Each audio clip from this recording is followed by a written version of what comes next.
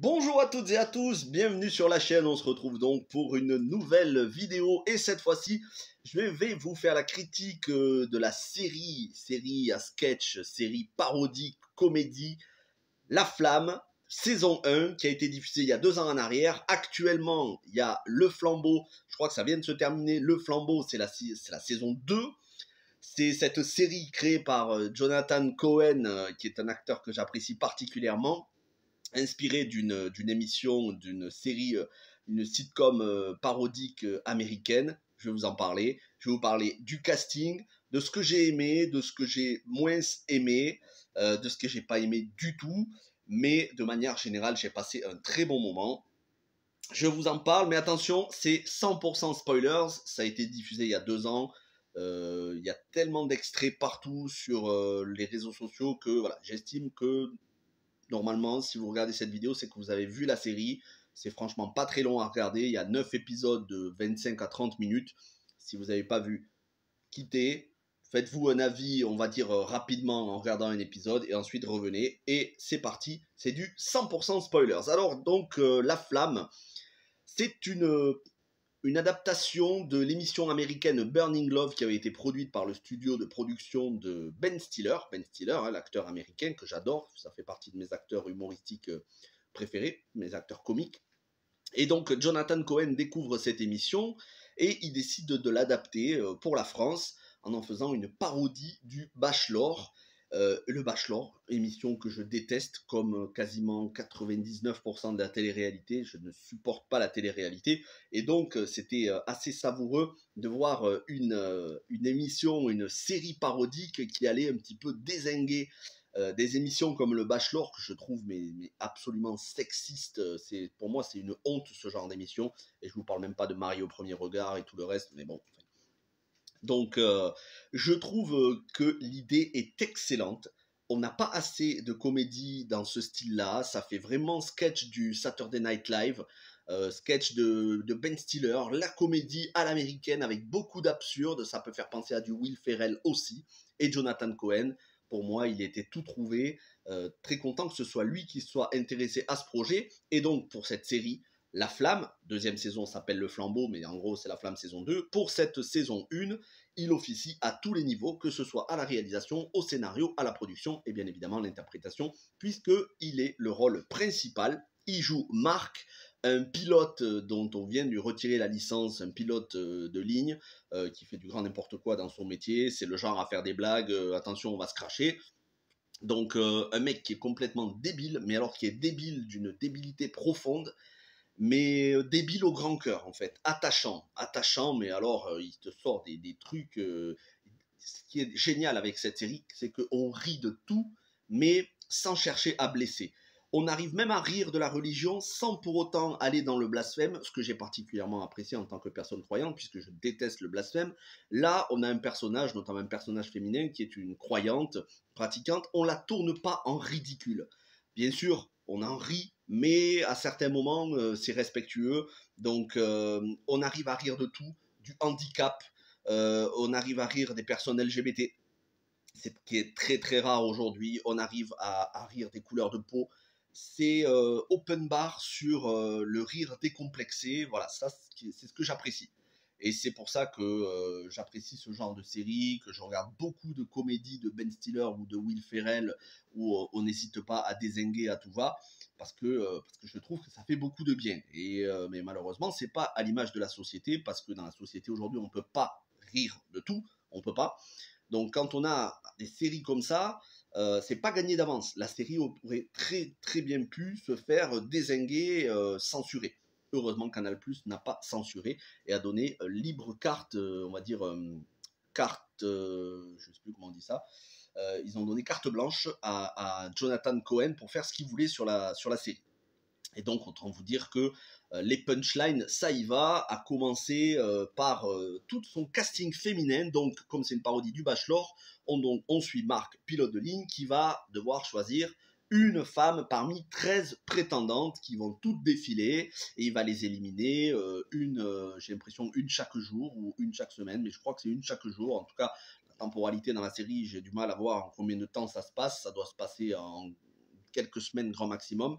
Mais c'est pas le plus important. Le plus important, c'est la personnalité de chaque femme qui se retrouve dans cette somptueuse villa. Et on nous a pris que des actrices talentueuses. Mais alors, des actrices que j'adore. Que ce soit la Anna Girardot, Doria Tillier, Adèle Exarchopoulos ou l'exceptionnelle qui est pour moi une actrice quasiment parfaite, Laila Bekti, et il y en a beaucoup d'autres. Donc je vais vous faire un petit tour d'horizon sur les différents personnages et vous dire ce que j'ai aimé et ce que j'ai pas aimé. Et je commence avec ceux que j'ai vraiment pas aimé. C'est Camille Chamou. Alors déjà Camille Chamou, c'est pas forcément une actrice dont j'apprécie les rôles. Elle joue très bien, c'est pas le problème. Elle est fort sympathique en interview, mais j'apprécie pas ses rôles. J'ai vu plusieurs films avec elle. C'est pas une actrice dont la carrière me séduit. Et là, elle fait le personnage de Châtaléré, qui en réalité s'appelle Chatalère, parce qu'en fait, elle se promène à poil sans arrêt. Bon, bien évidemment, c'est flouté. Et à un moment donné, elle se déguise en vagin géant. Vous voyez, alors il y a beaucoup de blagues en dessous de la ceinture. Hein. Par contre, ça plaira pas forcément à tout le monde. Mais et donc, elle fait ce personnage de Châtaléré, qui est juste une nymphomane. J'ai trouvé ce personnage vulgaire, inutile. Elle n'apporte absolument rien à l'intrigue, à l'arc scénaristique du personnage. Elle est évacuée, voilà, j'ai pas eu d'attachement pour ce personnage, elle m'a agacé profondément, et je trouve que si elle n'avait pas été là, la série s'en serait sortie bien mieux. Autre personnage qui m'a agacé, pourtant j'adore l'actrice, c'est Géraldine Nakache, c'est son personnage donc de Marina, qui est lesbienne, mais ça se voit à des kilomètres, et lui, il est tellement con qu'il ne le voit pas, jusqu'au bout il ne le voit pas, elle fait partie des dernières prétendantes à quitter l'aventure. Et j'avoue que son personnage de lesbienne forceuse qui cherche absolument à séduire Adèle Exarchopoulos, qui est très touchante elle par contre, j'avoue que ce personnage de lesbienne un peu forceuse, qui n'hésite pas limite à faire des attouchements, elle force beaucoup trop le trait, j'ai trouvé ça agaçant. Par contre, dans la dernière partie, on va dire les 3 derniers épisodes, à un moment donné, par rapport à ce qui se passe avec Adèle Exarchopoulos, je vais y revenir, après, elle se retrouve seule avec Jonathan Cohen. Et là, je trouve qu'il y a une relation qui se crée entre les deux de complicité. C'est beaucoup plus agréable à suivre. Et je retrouve la Géraldine Nakache que j'aime bien. Mais son personnage, pour moi, est en demi-teinte. Pas totalement inutile, mais c'est beaucoup trop forcé et c'est désagréable à suivre. En tout cas, je le trouve. Donc ça, c'est 2 personnages que j'ai pas vraiment aimés. Il y a un autre personnage qui ne sert absolument à rien, c'est le personnage de Claude, c'est-à-dire la mamie là-dedans, qui ne sert à rien. Voilà. Honnêtement, si on l'avait pas mis, c'était pareil. Elle est blindée d'argent, elle quitte l'aventure, elle décède quelques jours après. Lui, il la prend, il se dit « Ah, j'aurais préféré la prendre comme épouse, comme ça, j'aurais hérité des millions, et en plus, elle aurait claqué quelques jours après. » Mais donc oui, bien évidemment, c'est très cynique hein, comme série, mais c'est un personnage qui ne sert à rien, qui est pas agréable. Et autre personnage que j'ai pas vraiment aimé, mais alors ça c'est dû à l'humoriste, c'est Florence Foresti qui fait le rôle, j'ai oublié son nom, mais en gros elle fait le rôle d'une aveugle. Perso, j'y crois pas une seule seconde, elle fait pas vraiment l'aveugle, je trouve qu'elle est pas crédible dans le rôle, et puis j'aime pas son humour, j'aime pas l'humour de Florence Foresti. Donc forcément, c'est ce rôle d'aveugle qui réussit tout ce qu'elle fait. Elle est inscrite dans tout un tas de clubs. Quand elle va jouer au bowling avec lui, à un moment donné, elle va faire que des strikes. Elle va jouer aux fléchettes, elle va faire voilà, elle va réussir le billard. Elle va mettre elle va mettre le truc en 3 bandes avec la boule noire. Enfin, que des trucs où il faut vraiment voir. Donc, j'ai pas aimé ce genre de vanne. Je trouve qu'elle est lourde. Je trouve que Florence Foresti est lourde. Je suis désolé pour ceux qui aiment. Mais moi, j'ai pas aimé. J'ai trouvé que son personnage n'apportait rien. Et en plus, elle part de manière vulgaire. C'est pas un personnage attachant pour moi. Par contre, toutes les autres actrices, même s'il y en a une qui ne sert pas vraiment dans l'aventure, c'est le personnage de Sarah, mais j'y reviendrai, mais elle reste quand même intéressante. Mais tous les autres personnages féminins sont savoureux. Je commence avec Doria Tillier qui fait Valérie, qui est maladroite, qui a une cervelle de poisson rouge parce qu'elle oublie tout, à chaque fois qu'elle veut dire quelque chose, elle l'oublie. Elle est très attachante dans son côté un peu gauche, son côté un peu maladroit. Et puis elle est très jolie, hein. Doria Tillier est très très sexy, mais sexy sans être vulgaire. J'ai beaucoup aimé ce personnage de Doria Tillier. Autre personnage que j'ai plutôt bien aimé parce que c'est une actrice dont je suis la filmographie depuis des années, c'est Céline Salette. Et là, pour le coup, même si on est sur une série parodique où ça reste des sketchs, et ça j'y reviendrai dans les points positifs ou négatifs, on verra, même si ça reste des sketchs, à certains moments il y a un petit peu de réflexion, et notamment ce personnage joué par Céline Salette, dont j'ai oublié le prénom, hein, qui fait le rôle d'une sans domicile fixe. Donc elle intègre l'aventure, en fait elle intègre l'aventure pour pouvoir profiter un petit peu d'un toit parce qu'elle vit dans la rue, dans une tente avec des cartons, bon voilà, une vie de sans domicile fixe.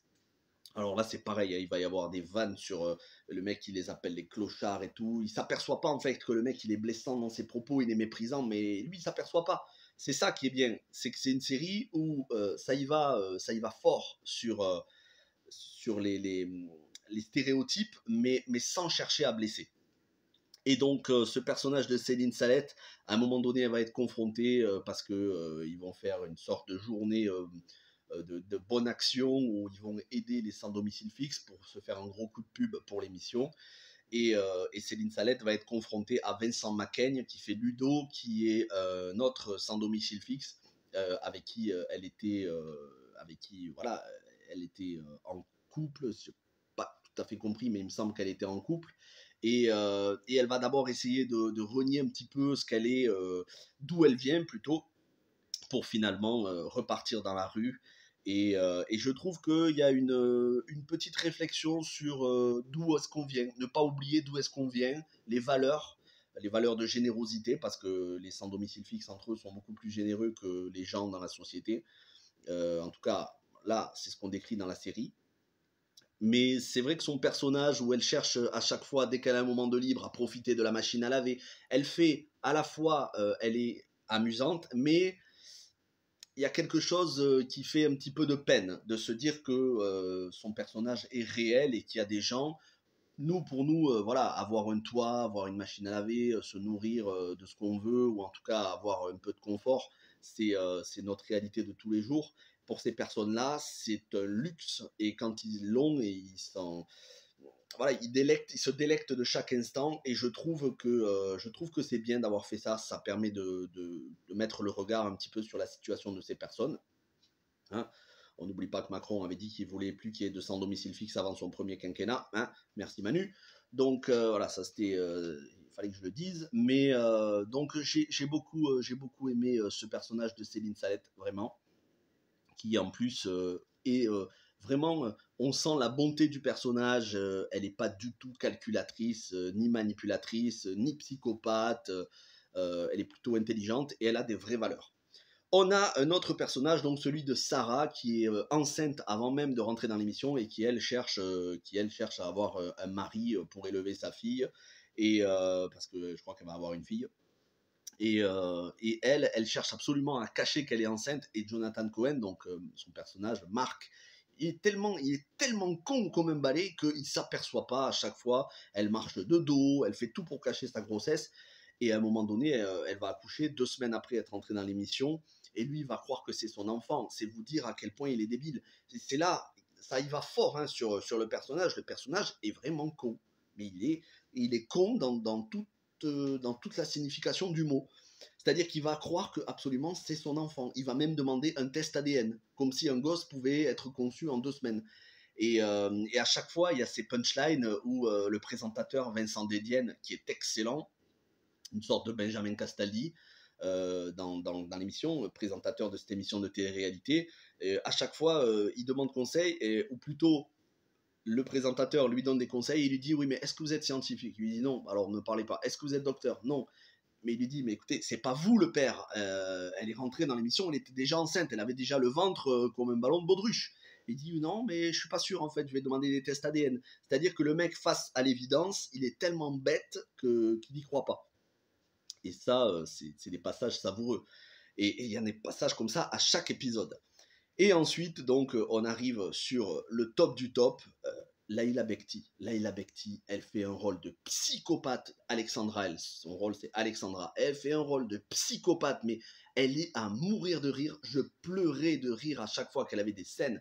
Elle est capable de piquer des crises et de crier avec un cri strident, de crier « Marc !» mais comme une folle, mais comme une folle. Elle menace toutes les autres candidates, elle essaye de les tuer, de les étouffer. Après, elle va même raconter que ça, c'est génial, à un moment donné, quand elle dit j'étais amoureuse de mon prof, mais sous prétexte que j'étais mineure, je pouvais pas être en couple avec lui. C'est la manière dont elle le raconte. Laïla Bekti, qui est d'habitude plutôt classe dans ses rôles glamour, la manière dont elle le raconte, où ça se joue la Kaira des cités et tout, elle est excellente. Elle est excellente, mais vraiment, il faut voir la série, ne serait-ce que pour Laïla Bekti. Après, si vous trouvez sur Facebook ou sur Instagram, vous pouvez trouver des compilations avec toutes ces punchlines. Elle est parfaite. De toute façon, pour moi, Laïla Bekti, c'est une actrice parfaite, que ce soit dans Le Grand Bain de Gilles Lelouch, que ce soit dans Jour polaire, la série de Canal+, enfin tous les films où elle a joué, les films et les séries, je trouve qu'en plus elle est sublime. Elle est mariée avec Tahar Rahim, donc ça fait plaisir.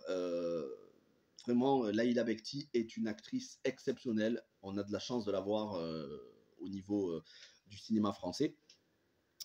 Donc ça, c'est un personnage savoureux. C'est la psychopathe du groupe. Elle est flippante à certains moments, c'est-à-dire qu'elle est hilarante, mais à certains moments, elle fait peur. Là, tu te dis, euh, ça pourrait arriver des gens comme ça. Et ça doit exister des femmes comme ça qui...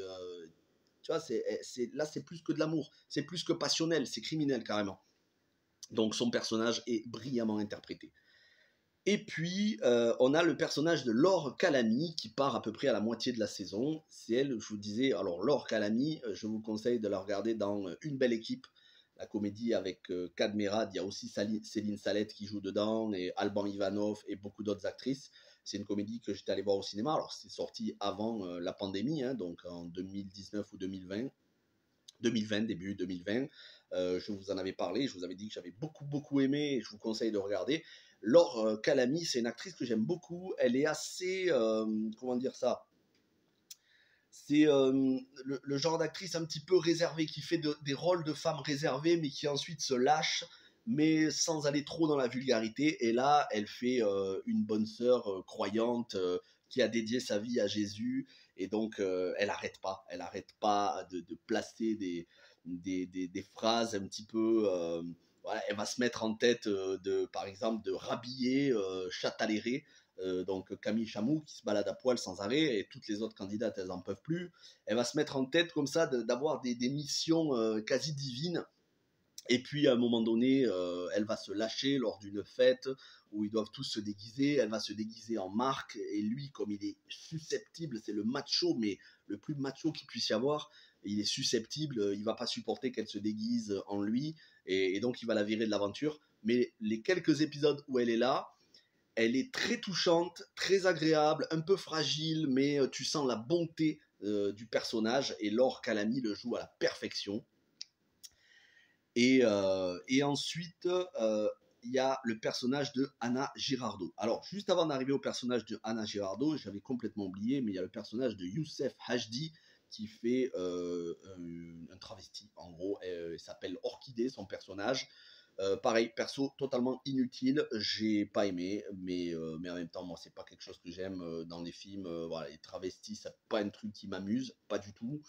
Donc, Youssef Hachdi, on le voit au début, on le voit à la fin, puisqu'en fait, puisque c'est une critique 100% spoilers, Jonathan Cohen, alors qu'il a une fiancée, une future femme extra, qui est vraiment en or en la personne de Anna Girardot, il va décider de toutes les abandonner et de faire revenir le personnage de Orchidée et de partir avec elle à la fin, alors que au début elle avait été éliminée par les autres candidates.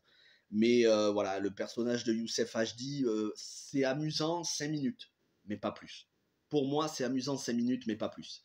Je J'aime pas, voilà, ce genre de personnage, c'est pas du tout des choses qui me font rire. Donc c'est pareil, je trouve ça un peu vulgaire, surtout qu'ils l'ont maquillé, mais de manière assez grossière. C'est trop, c'est trop. C'est même pas fait avec subtilité. Donc bon, Youssef Hachdi, pour moi, si on n'avait pas mis dans l'aventure, ça aurait été mieux. Et donc, comme je vous disais, le personnage que j'ai le plus aimé, là je vous parle juste des personnages féminins, après je vais vous parler des seconds rôles, c'est le personnage de Anna Girardot. Anne, que j'aime énormément, Anna Girardot. C'est une actrice que j'ai découvert dans un de ses tout premiers rôles dans Clo-Clo, où elle faisait justement la dernière femme en date de Clo-Clo, au moment où il a pris sa douche, où il a eu l'idée lumineuse de prendre sa douche qui a conduit à sa mort. Donc, Anna Girardot, c'est une actrice que je pourrais contempler des heures. Je la trouve sublime, mais sublime. Mignonne à la fois, très sexy, et elle a une sorte de grâce. Ouais, elle a quelque chose de très gracieux. Et son personnage, qui est un petit peu maladroit aussi, un peu bête parfois, parce que ça ne s'aperçoit pas que lui, Jonathan Cohen, dans la série, il n'arrête pas, mais il n'arrête pas de la recadrer. Il ne veut pas qu'elle soit dans l'aventure, et à chaque fois, elle est sauvée in extremis par, au dernier moment, mais contre son gré, veut dire contre le gré de Jonathan Cohen. Et à chaque fois, elle est sauvée, jusque dans les derniers épisodes où finalement ils s'aperçoivent qu'ils s'entendent bien ensemble. Et Jonathan Cohen, il ouvre les yeux et il s'aperçoit en fait que c'est une femme de qualité. Bon, elle est un peu perchée sur les bords, mais vraiment, j'ai beaucoup aimé son personnage, très douce, très fragile, et qui en même temps pour avoir un caractère, mais un caractère de gangster, quoi. Elle a un frère dans la série qui est joué par Seth Gecko. Et Seth Gecko, il est excellent. Mais vraiment, et c'est là où on voit la double personnalité et en même temps tout le talent de Anna Girardot. Elle peut passer d'une femme fragile qui semble être un peu soumise. Elle peut passer à la Kyra qui est capable de vendre de la drogue, qui est capable de faire n'importe quoi. Elle est excellente dans son rôle et je trouve que c'est le personnage féminin le mieux traité, qui évolue le mieux, parce qu'au début elle est très réservée, elle encaisse les remarques très méprisantes, très désagréables, jusqu'à petit à petit prendre le dessus et arriver à convaincre Jonathan Cohen de lui donner des chances, et Jonathan Cohen qui va tomber sous le charme. Alors bon, lui, comme je vous disais, il est tellement con que finalement il va préférer choisir le personnage qui est travesti plutôt qu'une femme qui est réellement amoureuse de lui et qui supporte son caractère. Mais voilà, c'était une évidence, c'est une parodie, il faut aller jusqu'au bout de la parodie, donc il faut aller jusqu'au bout de la débilité du personnage. Mais Anna Girardot, c'est vraiment le personnage féminin, je trouve, le mieux développé, qui a les meilleures réactions, la meilleure profondeur de psychologie. D'ailleurs, il y a cet épisode où Jonathan Cohen va devoir rencontrer les différentes familles des 2 ou 3 prétendantes qui restent. Et quand on voit sa famille à elle, jouée par Laurent Bateau, notamment le père, le frère, joué par Seth Gecko, c'est assez savoureux. Cette scène en famille est assez savoureuse. Donc, de manière générale, l'immense majorité des personnages féminins, c'est une réussite, vraiment. En particulier Anna Girardot, Laila Bekti et Doria Tillier, qui est très importante aussi dans l'aventure. Et puis, il y a le personnage de Adèle Exarchopoulos. Alors, Adèle Exarchopoulos, moi, La vie d'Adèle, c'est pas un film que j'aime, mais en dehors de ça, j'ai vu bon nombre de films avec elle, sachant qu'elle est exceptionnelle dans Bac Nord, elle est excellente. Et voilà, j'ai vu dans d'autres films aussi.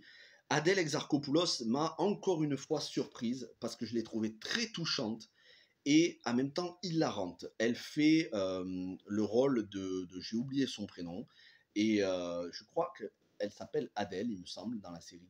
Il me semble qu'elle s'appelle Adèle, mais je suis plus sûr. Et elle fait le rôle d'une femme qui a subi une transplantation cardiaque. On lui a mis un cœur de singe. Donc déjà, le truc, c'est impossible. On ne met pas un cœur de singe à un humain, donc c'est vous dire le niveau de parodie. Et elle a des réflexes de singe, c'est-à-dire qu'elle va faire ouh, ouh, elle va faire des petits cris de singe, en fait. Et lui, comme il comprend rien, à chaque fois qu'elle va faire ou, elle va dire où, ben, dans la maison, ou ben, il va lui donner des lieux, des emplacements. Il n'a pas compris qu'en fait, c'est des réflexes qu'elle a à cause de son cœur de singe. Et elle ne doit pas faire beaucoup d'efforts physiques. Et elle va se donner à fond dans l'aventure pour essayer de séduire Marc, pour essayer d'être attachante. Et elle va se donner à fond jusqu'à ce que son cœur lâche, sachant que Géraldine Nakache est très amoureuse d'elle, et du coup, pareil, Adèle, donc Exarchopoulos, son personnage, ne voit pas que Géraldine Nakache est amoureuse d'elle, et elle la considère comme sa meilleure amie dans l'aventure, au point que lorsqu'elle va claquer, parce qu'elle va mourir dans la saison 1, sachant qu'elle revient dans la saison 2, alors j'ai pas encore regardé la saison 2, j'espère qu'il y aura une explication logique, mais quand elle va mourir, elle va faire promettre à Géraldine Nakache d'aller au bout de l'aventure pour elle, pour lui faire plaisir, pour tenir sa promesse. C'est pour ça que Géraldine Nakache, elle a beau ne pas aimer les mecs, elle va quand même se donner à fond dans son rôle de prétendante, et c'est là où je trouve qu'elle va être très attachante. Mais Adèle Exarchopoulos, je la trouve dans la série très très attachante et en même temps hilarante parce que vraiment elle fait ses mimiques de singe et tout, mais c'est à se poiler de rire, mais vraiment. Il n'y a que des personnages qui sont barrés dans cette série. Mais il n'y a que des personnages. C'est difficile de trouver un personnage sain d'esprit et de comportement, mais c'est ce qui fait la force de la série. Et ce qui fait la force de la série, c'est aussi les personnages annexes, notamment Pierre Ninet qui fait le docteur juif. Donc autant vous dire qu'il y a des blagues sur les juifs, mais en même temps Jonathan Cohen est juif, donc c'est pas un problème. Quand lui rit de ça, il n'y a pas de problème. Quand il y a d'autres humoristes qui le font, ça passe moins bien. Mais voilà, le personnage de Pierre Ninet qui fait un psy qui est charlatan, qui va se servir de Jonathan Cohen pour faire toutes les tâches domestiques, pour faire le ménage, voilà, qui va servir un petit peu de souffre-douleur à Pierre Ninet. Et Pierre Ninet, c'est un excellent acteur. On a de la chance lui aussi de l'avoir dans le cinéma français parce que c'est pareil, il sait tout faire. Il sait faire des rôles dans des thrillers, polars, films d'enquête comme Boîte Noire, comme un autre film où il faisait un écrivain qui était un charlatan aussi. Il me semble que c'était un homme idéal ou un suspect idéal ou un truc comme ça, je ne sais plus.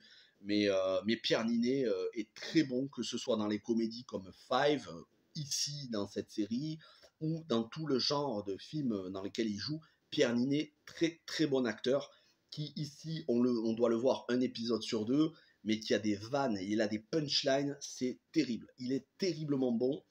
Et puis, on a d'autres acteurs qui sont confirmés, notamment une apparition de Gilles Lelouch. Ça, c'est pareil. À un moment donné, Marc, il va vouloir quitter l'aventure. Et il y a Gilles Lelouch qui est l'ancien candidat de l'ancienne saison, qui n'en peut plus d'être en couple avec Laetitia Casta, qui est donc la gagnante de la saison précédente. Soit dit en passant, Laetitia Casta qui est sublime. Elle est sublime. Gilles Lelouch qui va venir, mais il va faire son rôle de gros bof qui en peut plus de sa femme et qui essaye de repartir dans l'aventure, qui essaye d'échanger sa place. Mais Gilles Lelouch, il est tellement excellent cet acteur. Voilà, ça c'est des acteurs. Ça c'est des acteurs. Regardez Gilles Lelouch dans Bac Nord, regardez-le dans La Flamme, regardez-le dans Le Grand Bain. Vous allez voir, ça c'est un acteur qui peut tout jouer. Il peut jouer des rôles très dramatiques, limite tragiques. Il peut jouer des rôles qui sont comiques, même parodiques. On a de la chance lui aussi de l'avoir dans le cinéma français. Autre rôle secondaire, le temps d'un épisode, c'est Gilbert Melki, qui vient faire le père de Marc, donc Jonathan Cohen, le père qu'il a abandonné lorsqu'il était gosse du jour au lendemain, et là qui arrive et qui vient, qui s'incruste parce que c'est la fin de l'aventure, qui veut faire de la pub un petit peu pour sa société de vente de fenêtres et de baies vitrées. Tu sens que le mec est un gros margoulin, un gros arnaqueur sur les bords, et à un moment donné, il reçoit un coup de fil, il est recherché par la police et par le service des fraudes, et donc il se barre de nouveau. Et Jonathan Cohen, lui, qui ne comprend rien du tout, il a vu son père quand il était petit se barrer. Là, il le pardonne, il l'excuse, il est content, il se dit ah mon père m'aime. Il a rien compris, il a même pas compris que son père n'était absolument pas là pour lui, mais juste pour profiter un petit peu des moyens de l'émission. Et ensuite, il dit ah ben mon père il est parti acheter du tabac, mais il va revenir et il revient pas. Et donc c'est là où on voit le personnage, un petit côté triste du personnage. Pareil, quand il raconte à un moment donné que ses amis d'enfance, c'était sa brosse à dents, c'était ses jouets. Donc, c'est un personnage tragicomique, Marc, joué par Jonathan Cohen. C'est un personnage tragicomique, comme justement sait très bien le faire Ben Stiller. Ben Stiller, qui est le producteur de l'émission originale Burning Love, dont cette série est adaptée. Donc, on a tout un tas d'autres rôles, de Ramsey à Orelsan, qui font des apparitions. Orelsan, excellent à un moment donné. Voilà. Ça va loin dans l'humour. Ça va très loin dans l'humour. Et ça fait vraiment plaisir. Après, je ne vais pas vous raconter toutes les vannes. Ceci dit, pour quand même terminer sur un peu de nuance, pour moi, c'est une série qui aurait gagné à déjà avoir un petit peu moins d'épisodes. 9 épisodes, je trouve que c'est un petit peu trop. 6 épisodes, c'était largement suffisant. Et qui aurait gagné à être un peu plus courte et se concentrer sur les sketchs, parce que c'est une série à sketch. Si vous regardez la série comme je l'ai fait en binge-watching, vous enchaînez les 9 épisodes, À un moment donné, vous allez avoir énormément de gags qui sont répétés, notamment chez Jonathan Cohen. Et je trouve que voilà, regarder un épisode par-ci par-là vaut mieux, beaucoup mieux que de s'enchaîner les 9 épisodes d'affilée. Parce qu'à un moment donné, ça va faire un petit peu trop. Ça va être un peu trop lourd. Alors que si on s'était contenté d'un épisode, voilà, je ne sais pas comment elle a été diffusée sur Canal+. Moi, j'ai regardé les 9 épisodes. Mais si éventuellement c'était un épisode par semaine, et je crois que c'est comme ça que ça a été diffusé, un épisode par semaine, là, je comprends l'intérêt. Mais c'est vrai que regarder les 9 épisodes d'affilée, je ne crois pas que ce soit la bonne idée. Et c'est là où on voit un petit peu la lourdeur des gags. C'est une série à sketch. Clairement, c'est une série à sketch. C'est pas une série où il y a du scénario. Le scénario, ça tient, ben voilà, c'est le Bachelor. Mais c'est une série à sketch. Chacun y trouvera son compte pour certains personnages que vous aimerez, d'autres un peu moins. Mais dans l'ensemble, ça reste de la très bonne comédie française. Bien évidemment, il y en a certains à qui ça va pas plaire, qui se plaignent toujours des comédies françaises, qu'ils n'ont rien de bon depuis De Funès. Bon, ben, ces gens-là, il faut les laisser retourner à l'époque de Funès. Et en tout cas, nous, si vous avez apprécié, voilà, n'hésitez pas à le dire. De toute façon, les comédies françaises, ça divise toujours. Il y aura toujours des gens qui vont dire mais c'est d'une nullité absolue, ça fait pas rire. Et il y a d'autres gens qui vont être pliés, qui vont rire à en pleurer. C'est une question de goût, c'est une question de sensibilité. C'est pour ça que je vous dis, le visionnage d'un film ou d'une série est toujours subjectif. Et les critiques qu'on fait, c'est toujours subjectif. En particulier quand il s'agit de comédie. Voilà ce que je pouvais vous dire sur La Flamme. Certes, la vidéo est un petit peu longue, mais j'espère vous avoir donné l'envie ou soit de la regarder, soit de la regarder à nouveau. Mais je vous encourage vraiment à regarder ça comme une gourmandise, un épisode par-ci par-là sous forme de sketch. Parce que c'est vrai que le binge-watching amoindrit l'intérêt de la série à cause des répétitions et de la lourdeur des gags parfois. Merci à toutes et à tous d'avoir regardé cette vidéo et puis on se retrouvera très vite pour la saison 2, Le Flambeau, les aventuriers de Chupacabra, qui verra le personnage de Marc revenir, mais cette fois-ci non pas dans une parodie du Bachelor, mais dans une parodie de Koh-Lanta, avec des nouveaux personnages, des nouveaux acteurs, Gérard Darmon, Cadmerade, et des retours d'anciens personnages de la première saison. Merci à toutes et à tous. Si vous avez apprécié, n'hésitez pas à mettre un petit pouce bleu. Dites-moi ce que vous avez pensé de la série si vous l'avez vue. Quel personnage vous aimez, quel personnage vous aimez moins, quelles vannes vous avez beaucoup aimé, quelles vannes ne vous ont fait pas du tout rire, c'est possible. On ne juge pas les goûts, bien évidemment. On reste respectueux. Chacun a le droit d'apprécier ou de ne pas apprécier.